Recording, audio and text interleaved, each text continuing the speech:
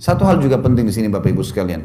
Jangan pernah belajar biologis dari film porno. Ini penting sekali. Karena ulama bilang, rasionalnya ya, sebagaimana manusia itu secara alami tahu makan masuk ke mulutnya, hidungnya dipakai bernafas, kupingnya dipakai mendengar, kemaluannya juga tahu di mana diletakkan. Sebagaimana dia tahu bagaimana mengeluarkan air seni atau kencingnya. Dia tahu itu sebenarnya. Masalahnya kalau orang nonton film-film porno seperti ini, pertama mendukung perzinahan. Orang lagi zina.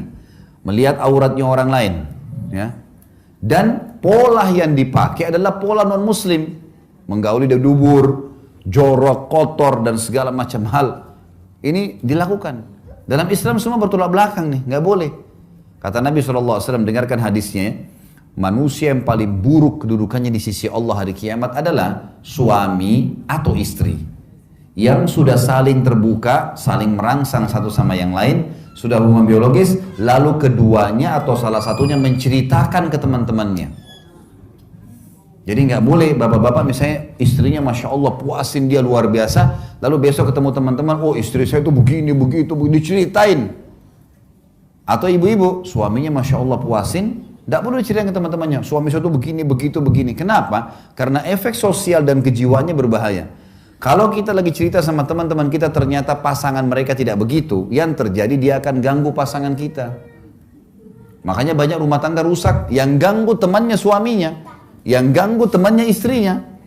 Karena dia yang cerita, pasangan mereka tidak seperti itu. Malah kita lihat dalam Islam disuruh tutupin. Kalau film ini malah ditontonkan.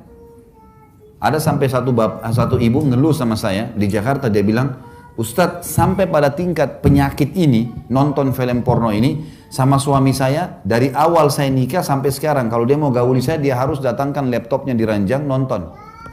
Baru syahwatnya bangkit. Kalau enggak, dia bilang dia enggak ada syahwat lagi sama istrinya. Ini kan penyakit kejiwaan. Bagaimana Bapak Ibu tidak cemburu lihat pasangannya di sebelah, yang suaminya lihat perempuan lain, telanjang, yang si istri juga lihat laki-laki lain. Dan pasti di film lebih hebat daripada kita. Loh iya, didatangkan orang-orang yang luar biasa kan. Tidak mungkin orang-orang jelek.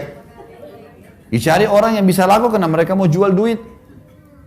Dalam medis, dalam ilmu medis, tidak sehat biologis kalau bayangkan orang lain. Ya. Pasangan setengah mati rangsang kita, kemudian kita bayangin orang lain, ini rusak semuanya. Tapi kalau kita tidak pernah tonton itu Bapak Ibu sekalian, kalau pernah dilakukan istighfar kepada Allah, ada di rumah rusakin semua. Mulai sekarang bangun biologis yang sehat.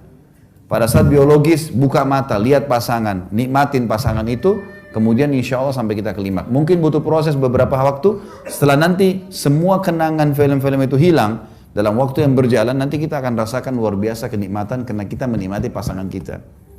Ini yang real di sini, itu bahaya, itu cuma hayalan. Ini realnya yang harus. Tidak akan enak orang makan nasi sama tempe kalau yang dibayangin ayam. Mana itu? Loh benar, kalau yang ada nasi sama tempe lah yang dimakan. Jangan hayalin yang lain, itu hayalan. Mengganggu ini. Padahal ini sebenarnya di depan mata kita. Ini poin.